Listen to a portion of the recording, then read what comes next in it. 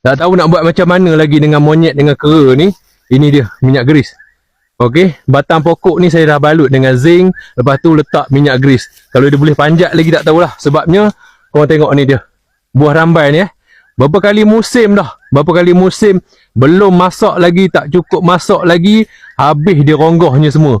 Habis dia apa tu petik-petiknya, habis dia lempar-lemparnya. Tak dan kita nak merasa. Ini tahun ni insya-Allah dengan ikhtiarnya try lah cuba letak zinc dekat batang pokok ni, lepas tu letak minyak grease ni. Kalau dia panjat lagi, boleh panjat lagi tak tahulah. Minyak grease ni biasanya licin kan. Ni dia. Yang merah-merah ni semua minyak grease saya letak.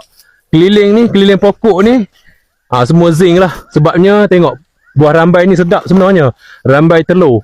Okey, kalau kita tak jaga dia memang tak sempat lah, tak sempat nak masak pun, putik lagi pun habis dia ronggahnya. Kali ni kita letak minyak grease macam ni. Harap-harap dia tak dapat panjat lah. Okey, sebab sebelah-sebelah dia tak ada pokok-pokok yang tinggi yang boleh dia melompat tu. Cuma pokok ni jauh sikit pada pokok yang lain tu, pohon-pohon yang lain tu. Jadi kita ikhtiar macam ni je lah. Supaya dapatlah merasanya. Kalau tidak, tak dapat merasa. Tak tahu nak buat apa dah dengan monyet, dengan kera ni. Jadi, letak je minyak grease ni dekat zinc ni supaya dia licin, tak boleh nak panjat. Ikhtiar sajalah. Kalau dapat tu dapatlah. Rezeki, kalau ada rezeki tu dapatlah merasanya. Okey, update terbaru pokok rambai buah rambai masih ada lagi, masih banyak lagi. Okey, apa result dia yang saya letak zinc, lepas tu saya sapu minyak grease.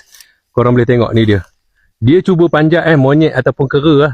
Okey, dia cuba panjat, tengok dia punya kesan-kesan dia, kesan jari dia, tapi dia tak boleh nak panjat sampai ke atas. Dia dah licin sebab kita letak minyak grease dekat sini. Jadi buah rambai pun masih selamat lagi lah. Alhamdulillah. Ini dia. Buahnya banyak. Tengok. Cuba zoom tengok. Dekat atas pun ada. Kat sana. Alhamdulillah masih banyak lagi. Kalau tidak dia putik macam ni pun, dia ronggah ataupun dia cabut-cabut, dia kupas rasa tak sedap, dia buang, dia ambil lagi sampai licin buah. Jadi Alhamdulillah lah.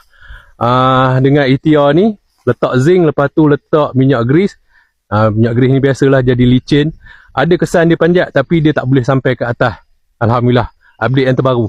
Semoga buah ni sampai masak lah. Sampai boleh kita merasa. Kalau tidak yang sebelum-sebelum ni, musim sebelum ni, tak ada nak merasa. Putik ke, muda ke, habis dia ronggahnya. Kita tak ada nak merasa. Kita nak tunggu sampai masak buah ni, sampai dia boleh makan. Tapi dah datang kera monyet, memang tak ada nak tunggu masak. Habis dia ronggahnya.